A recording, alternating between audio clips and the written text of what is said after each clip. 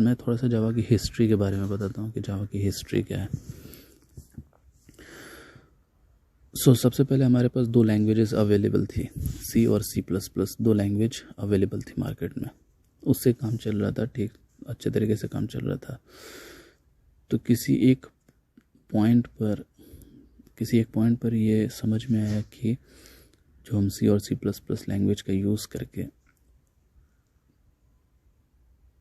ठीक है, किसी ऑपरेटिंग सिस्टम के ऊपर अगर कोई प्रोजेक्ट हम बनाते हैं तो वो प्रोजेक्ट सिर्फ और सिर्फ उसी ऑपरेटिंग सिस्टम के ऊपर ऑपरेट होता है, उसी ऑपरेटिंग सिस्टम के ऊपर चलता है।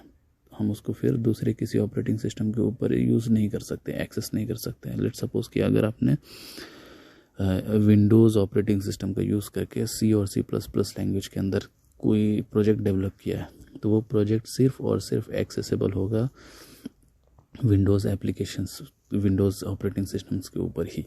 उसको आप चाहो लिनक्स ऑपरेटिंग सिस्टम के ऊपर एक्सेस करना तो वो वहाँ पे नहीं चले, वर्क नहीं करेगा।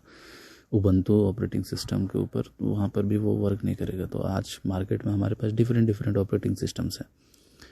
पहले ऐसा नहीं था, शायद हिस्ट्री अगर चाहते हैं जावा की हिस्ट्री में, तो शायद पहले ऐसा नहीं था। पहले सभी के पास एक ही ऑपरेटिंग सिस्टम था।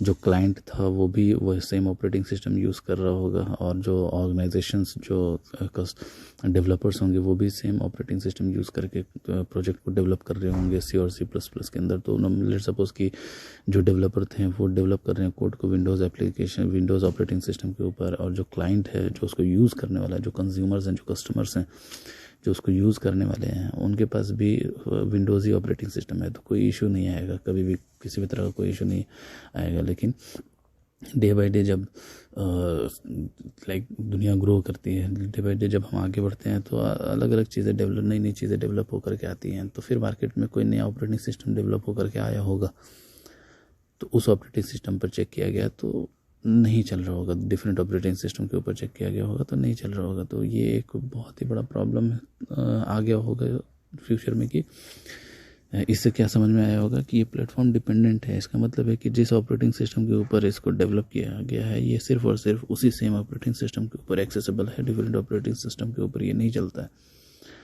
तो अब एक कॉन्सेप्ट आया होगा कि हमारे पास कोई एक ऐसा लैंग्वेज होना चाहिए जो कि प्लेटफॉर्म इंडिपेंडेंट हो, जिसको आप डेवलप करो किसी भी ऑपरेटिंग सिस्टम, किसी भी प्लेटफॉर्म पर, और उसको हम एक्सेस कर सकते हैं, यूज़ कर सकते हैं किसी भी डिफरेंट ऑपरेटिंग सिस्टम के ऊपर भी, कोई इशू नहीं आना चाहिए। तो ये एक कॉन्सेप्ट है। तो ये कॉन्सेप्ट आया था 1991 में कि हमें एक प्लेटफॉर्म इंडिपेंडेंट लैंग्वेज बनाने हैं।